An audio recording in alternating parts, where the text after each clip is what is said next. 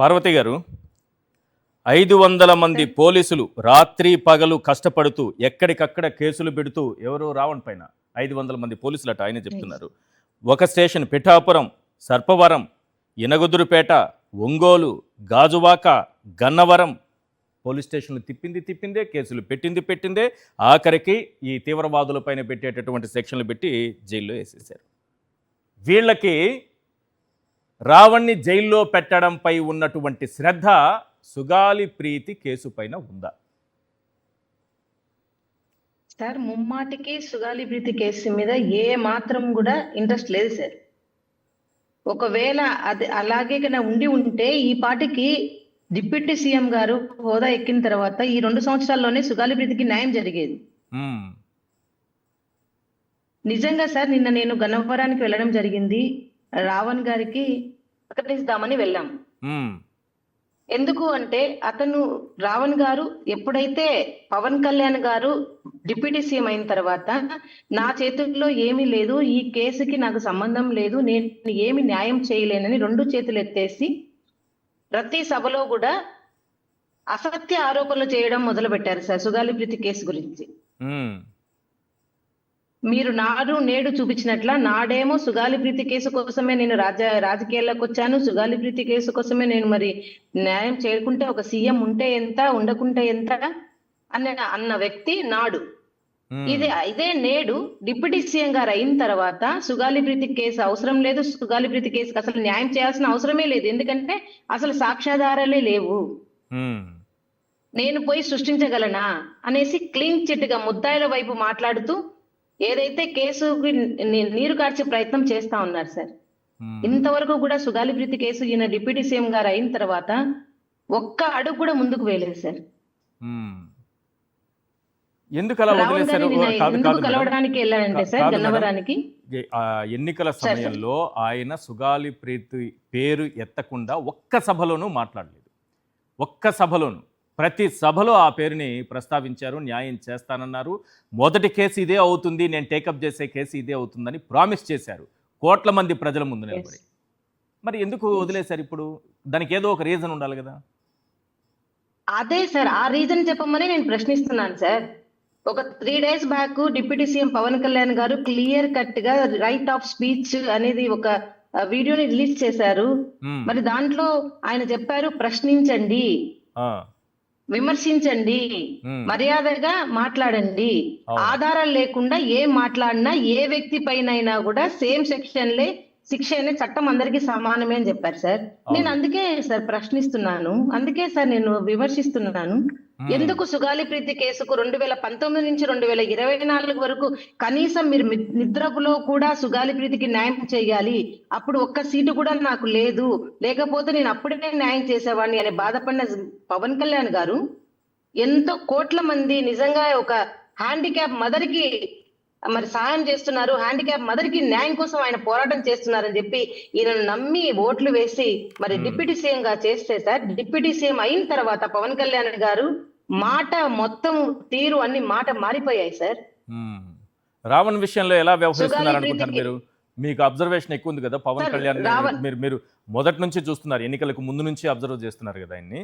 రావణ్ విషయంలో ఆయన వ్యవహారం ఎలా కనిపిస్తుంది సార్? రావణ్ గారి విషయంలో కూడా ఎందుకు ఆయనకు కోపం వచ్చింది అంటే పవన్ కళ్యాణ్ గారికి, ఎప్పుడైతే పవన్ కళ్యాణ్ గారు నేను ఈ కేసులో ఎవిడెన్సెస్ అన్ని తారుమారయ్యాయి, నేను ఇంకా ఏమీ చేయలేను, మీరు ఆమె మీద ఎదురుదాడి చేయండి, మాటల దాడి చేయండి, ఆమెను బాడీ షేమింగ్ చేయండి, ఆమె క్యాస్ట్ ని బయటికి తీయండి, ఆమె మొత్తం సుగాలి పార్వతి మానసికంగా చచ్చిపోవాలనే విధంగా జన సైనికులకు, వీర మహిళలకు, వాళ్ళ ఎమ్మెల్యేలకు, వాళ్ళ వెల్ విషర్స్ మొత్తానికి ఒక ప్రెస్ మీట్ పెట్టి ఈయన రెచ్చగొట్టడం జరిగింది సార్ పవన్ కళ్యాణ్ గారు.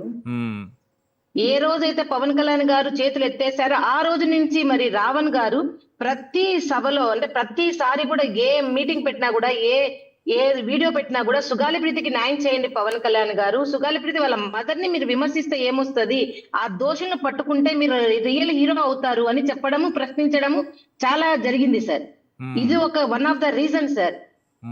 పవన్ కళ్యాణ్ గారికి కోపం రావడానికి one of the reason Sugali Preethi case కోసం ఎక్కువ ఆయన ప్రశ్నించారు. నేను పవన్ కళ్యాణ్ గారి ఉద్దేశంలో ఏముంది అంటే, నేను వదిలేసిన తర్వాత ఈ కేసుని ఇంకెవరు మాట్లాడకూడదు, ఓహో నేను ఎవరి దగ్గర కలవకూడదు, నాకెవరు సపోర్ట్ చేయకూడదు. అది సార్ ఆయన ఇంటెన్షన్. ఓకే, ఎవరు ప్రశ్నించకూడదు, మీరు ఎందుకు రాహుల్ వదిలేశారు గారి మీరు సుగాలి ప్రీతి ప్రశ్నించకూడదు. కేసుని ఎందుకు వదిలేశారనే ప్రశ్న ఈ ప్రశ్నించే పార్టీ అధినేత ముందు ఎవరు ప్రశ్నించకూడదు, అంతేనా? ప్రశ్నించకూడదు, అంతే సార్. అదే సార్ ఇంటెన్షన్, మెయిన్ ఇంటెన్షన్ అదే సార్. మ్మ్.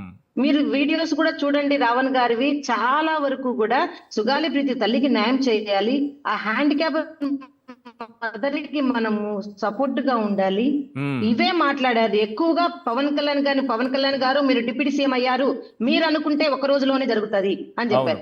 ఆఖరికి 4 సార్లు సార్ జైలు, 4 సార్లు అరెస్టు బెయిల్ అయిన తర్వాత కూడా మరి రావణ్ గారిని బెయిల్ మీద రిలీజ్ చేసిన 5 minutes లో కూడా మ్మ్. తన ఇంటి గురించి ఆలోచించకుండా కేవలం సుగాలి ప్రీతికి న్యాయం జరగాలి, ఆ చెల్లికి న్యాయం చేయండి, ఆ తల్లికి న్యాయం చేయండి పవన్ కళ్యాణ్ గారు. ఏదైతే నా మీద 500 మంది పోలీసులను, నా యంత్రాంగాన్ని రాత్రింబగలు నిద్రపోనివ్వకుండా మీరు ఇంత పగడ్బందీగా చేస్తున్న మీరు సుగాలి ప్రీతి హంతకులు ఎందుకు పట్టుకోరని అడిగారు సార్. అక్కడే అది అడిగిన 5 నిమిషాలకే మళ్ళీ అరెస్ట్ సార్. ఓకే. మ్మ్. సో మీరు పవన్ బాగా కళ్యాణ్ గారు చూడండి, మీరు వదిలేశారు రిలీజ్ కాబట్టి చేసిన ఆ వీడియో రిలీజ్ చేసిన 5 నిమిషాలకే అవును. ఆయన మళ్ళీ అరెస్ట్ చేశారు, దేశద్రోహం కేసు పెట్టారు. నిన్న గన్నవరంకి వెళ్ళి మరి ఆ రావణ్ గారిని కలవడం జరిగింది సార్, కోర్టులో కలవడం జరిగింది. అప్పుడు చెప్పిన మాట ఒకటి సార్, నిజంగా నా కళ్ళలో నీళ్ళు వచ్చిన మాట చెప్పారు. అమ్మా మీరు బాధపడకండి, నన్ను గన్నా ఈ కూటమి ప్రభుత్వం బ్రతకనిస్తే, నన్ను గన్నా ఈ కూటమి ప్రభుత్వము జైల్లో నుంచి బయటకు పెడితే మ్మ్. ఖచ్చితంగా నేను చనిపోయేంత వరకు సుగాలి ప్రీతి కోసం పోరాటం చేస్తానమ్మా అని చెప్పడం జరిగింది sir. Very nice. So Pawan Kalyan garu నేను గాలికి కల్లారా వదిలేశారు, చూశాను వాడుకొని సార్ రాజకీయ ఎంత లబ్ధి మంది కోసం, పోలీసులను. రాజకీయ లబ్ధి కోసం వాడుకొని వదిలేసినటువంటి కేసు అది. ఇప్పుడు ఆయనకు అదే బాధ అయింది సార్. సుగాలి ప్రీతి అన్న పదమే ఇప్పుడు పవన్ కళ్యాణ్ గారికి వినిపించకూడదు. రైట్. ఏదైతే పవర్ లోకి రావడానికి సుగాలి ప్రీతి కేసునైతే మరి ప్రశ్నించారో, ఇప్పుడు డిప్యూటీ సీఎం అయిన తర్వాత పవన్ కళ్యాణ్ గారికి సుగాలి ప్రీతి, అసలు సుగాలినే వినపడదు సార్. ఓకే, అది ఆయన మెయిన్ ఇంటెన్షన్. రైట్. ఫాతిమా గారు, పవన్ కళ్యాణ్ గారు ఏదో మాల వేసుకో ఉన్నారు, పాపం కూర్చొని చాలా నీతులు చెప్పారు. ఇలా ఉండాలి, సోషల్ మీడియాలో ప్రశ్నించవచ్చు, బట్ ఎవరు బూతులు మాట్లాడకూడదు, ప్రశ్నించే హక్కు ఉంది కదా అని, లేకపోతే భావ ప్రకటన స్వేచ్ఛ ఉంది కదా అని మన ఇష్టం వచ్చినటువంటి భాష ఉపయోగించకూడదు, అలాగే ఇట్లా చాలా నీతులు చెప్పారు. గతంలో కూడా ఆయన చాలా చెప్పారు, ఒక్కొక్క వైసీపీ వాడికి తోలు తీస్తా, నరం తీస్తా, గోర్లు బీకేస్తా, జుట్టు బీకేస్తా, ఇలాంటివి చాలా చెప్పారు కదా. మరి పోలీస్ స్టేషన్ పైన ఈరోజు రావణ్ణి తీసుకెళ్తున్నటువంటి పోలీస్ స్టేషన్ పైన దాడులు ఎవరు చేపిస్తున్నారు, ఎలా చేపిస్తారు? అది జనసేన పార్టీ వాళ్ళే వచ్చి దాడులు చేస్తుంటే పవన్ కళ్యాణ్ గారు ఎందుకు సైలెంట్గా ఉన్నారు?